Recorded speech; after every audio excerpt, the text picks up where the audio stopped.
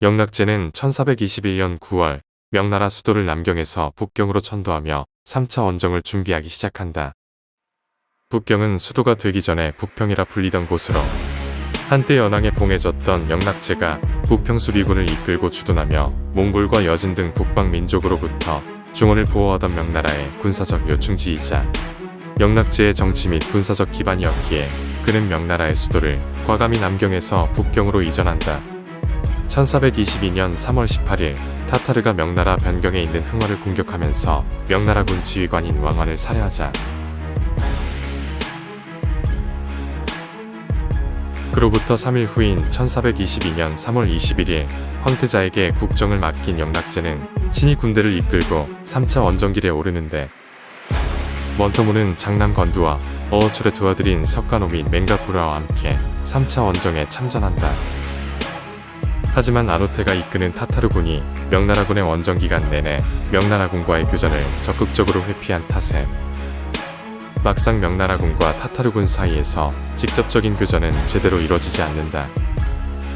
이에 명나라군은 어정 군사회의를 통해 타타르군을 보조하는 여진족인 올량압 3위를 토벌하기로 결정한다.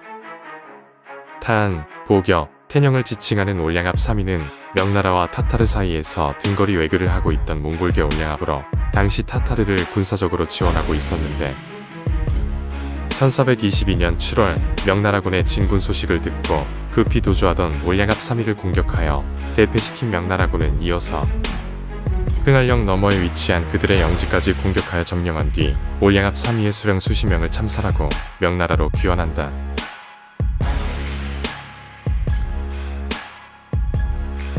명나라군은 3차 원정에서 타타르의 아노테를 제거하진 못했지만 아노테와 올량압 3위의 세력을 크게 약화시키는 전과를 거둔다. 먼터무가 3차 막북 원정에 참전하면서 명나라와의 유대관계는 공고해진 반면 타타르와는 정적이 되는 결과를 초래했고 명나라와 타타르 사이의 충돌로 인해 타타르와 근접한 곳에 위치한 건주저이가 피해를 입을까 우려한 영락제는 1422년 9월 3차 막북 원정에서 복귀하자 먼터무에게 조선으로 돌아가 머무를 것을 제안하게 되고 먼터무는 이를 받아들여 건주저이 부민들과 함께 조선의 오음회로 귀환하기로 결정한다.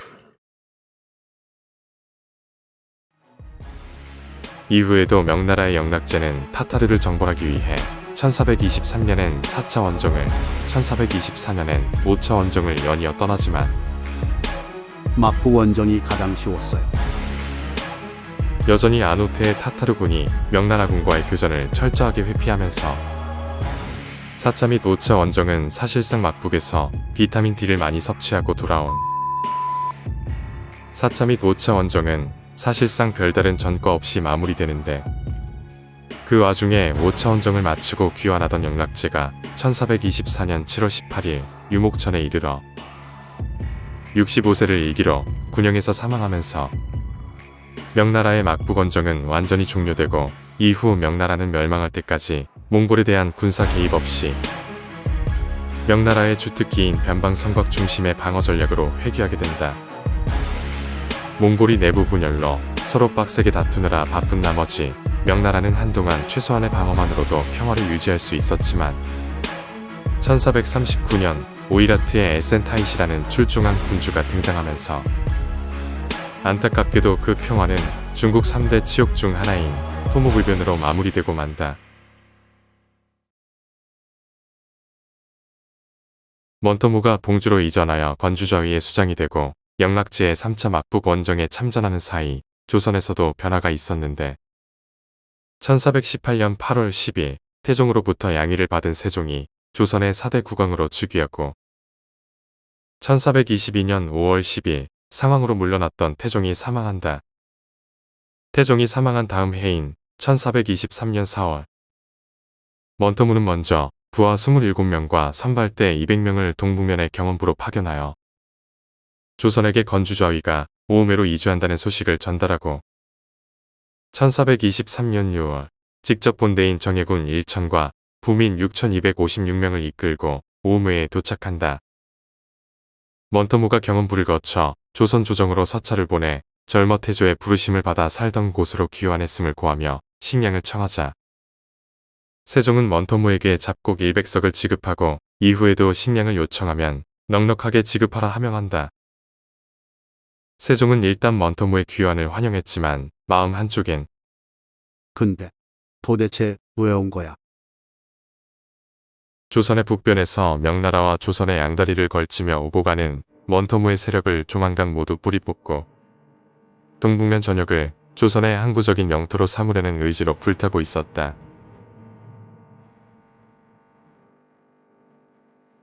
한편 영락제의 뒤를 이어 등극한 명나라의 성덕제는 1426년 원토무를 건주저희 지휘사에서 건주저희 도독첨사로 승진시켰으며 1432년에는 여진에 설치된 184위의 수장들에게 수여한 관직 중에서 최고위직인 정일품 무도독을 제수한다. 명나라와 원토무의 우호적인 관계가 장기간 지속되고 원토무가 명나라의 최고위 관직을 수여받게 되자 조선 사신단의 고관들과 원토무의 황국 내 배석 서열이 의전상의 문제로 크게 대두되면서 원토무는 조선이 이래저래 대학이 난처한 존재가 되어가는데 이에 원토무의 아들인 건두는 1425년과 1426년에 조선에 입주하여 토성품과 말을 진상하고 1427년에는 원토무의 손자이자 자신의 적장자인 마파와 함께 입주하여 세종을 아련한 뒤 원토무가 충심으로 조선을 섬기라 당부한 뜻을 전하고 원두는 자신은 조선에서 성장한 조선의 사람인 만큼 한양에서 시위로서 세종을 성심껏 섬기겠노라 요청한다. 하지만 그의 바람은 명나라의 건주저희를 그대로 조선에 복속시키겠다는 발언과 다를 바 없던 터라 이를 받아들일 수 없던 세종은 그의 충심을 칭찬한 뒤 관직은 수여하지 않은 채 하사품과 함께 그를 돌려보낸다. 이후에도 건두는 1428년 세 차례에 걸쳐 조선의 토산품을 진상했고 1431년에도 송골매와 토산품을 바치면서 원토무와 건두는 조선과 우호적인 관계를 회복하고자 노력했고 조선 역시 원토무와 건두를 우대하며 친선 관계를 유지하는데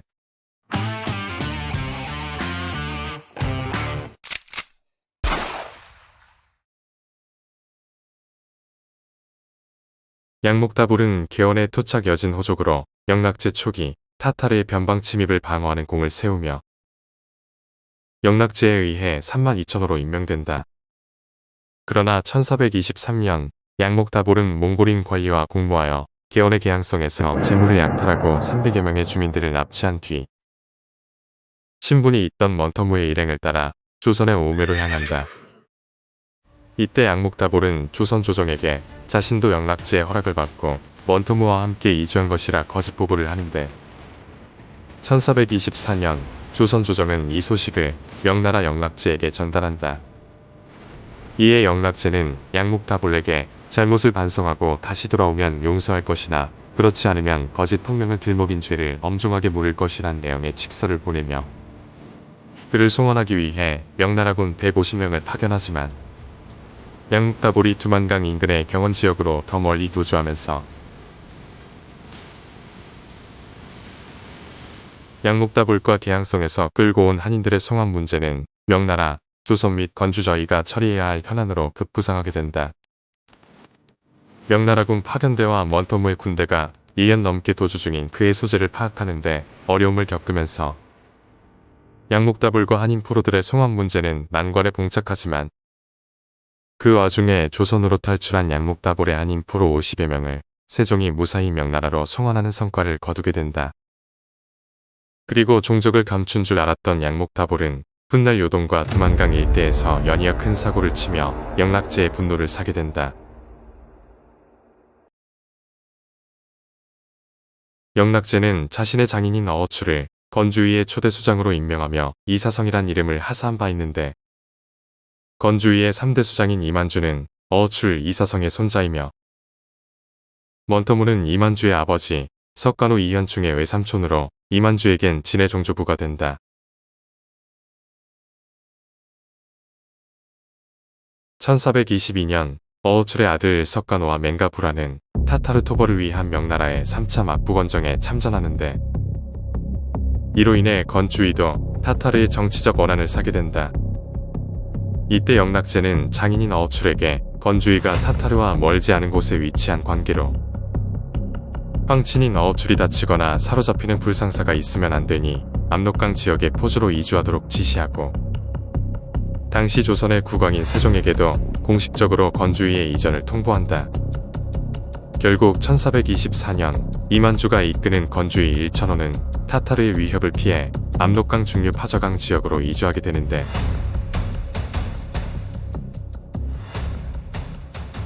이를 바라보는 조선의 입장은 한마디로 지랄하고 자빠졌네. 당시 조선의 북변을 살펴보면 세종의 입에서 욕설이 나올 만도 한데, 조선으로선 명나라를 등에 업고 조선의 북변으로 돌아온 먼터무의 건주저위와 이만주의 건주위가 마냥 불편할 수밖에 없었다. 이건 너무한 거 아니냐고. 특히 조선은 파저강 위역으로 이주한 건주위를 경계하며 조선에 대한 입주 및 교역에 제약을 가했으며, 이로 인해 조선과 건주위의 관계는 점차 껄끄러워지게 된다. 1422년 10월 2일 올량합 200여 기가 함길도의 경원부를 강습했다가 조선군에게 크게 패퇴하자, 세종은 10월 8일 오전 동북면의 올량합을 통제하기 위한 대책을 마련하고자 삼정승과 6조의 참판 이상의 신료들을 소집한다.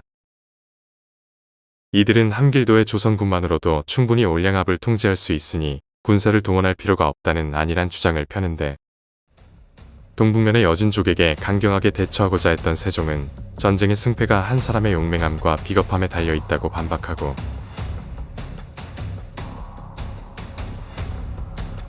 상호군 김효성을 조전참 절제사로 임명한 뒤 세종의 친위 부대인 내금위와 내시위에 소속된 함길도 출신의 최정예 병력 23명을 경원부로 급파하면서 무관인 사직 마변자를 함길도로 파견하여 올량합에게 경고망동하지 말라며 엄중하게 경고하는데, 너희가 예전부터 성심으로 귀순한 까닭에 우리가 극히 후하게 대우했는데, 이제 언덕을 배반하고 변경을 2번이나 침범하니 이는 어찌 된 까닭인가. 혹시나 변장이 무려하지 않고 너희들을 박하게 대우한 자가 있거든. 너희가 즉시 사연을 아레오스로 처치할 방도가 있을 것이나 어찌하여 변경을 침범하는 데까지 이르렀느냐.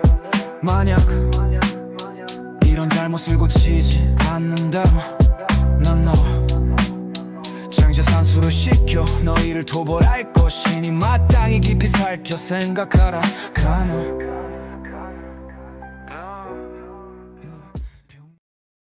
세종이 북방 문제에 적극적으로 대응한 이유는 북방을 하루라도 빨리 온전한 조선의 영토로 만들어 여진에 대한 주도권을 장악함과 동시에 백성들에게 더 많은 농지를 제공하고 싶었기 때문이었는데, 특히 서북면의 의주와 창성 등지의 백성들은 식량이 부족해 압록강 너머의 여진 땅에서도 도둑 농사를 지어야만 했다. 1432년 1월 세종은 압록강 너머 십리까지 군대의 호위와 함께 조선의 백성들이 농사를 지을 수 있도록 조치를 취하고, 그 땅의 농사가 어려운 만큼 조세는 평안도의 절반만 납부하도록 정책적으로 배려하지만, 결과적으로 이러한 조선의 움직임 또한 압록강 일대 여진족과의 갈등을 고조시키는 원인이 되고 만다. 1432년 12월 9일 건주위의 수장인 이만주가 통솔하는 기병 400기가 전격적으로 함길도의 요연을 침입하자 조선군이 서둘러 대응에 나섰지만, 그럼에도 53명의 조선군과 백성들이 살해되고 77명의 국민들과 가축 수백 마리를 빼앗기는 대참사가 벌어지고 마는데, 전령을 통해 이 소식을 접한 세종은 전례 없이 극대노하게 된다. 오늘은 여기까지. 구독과 좋아요는 사랑입니다.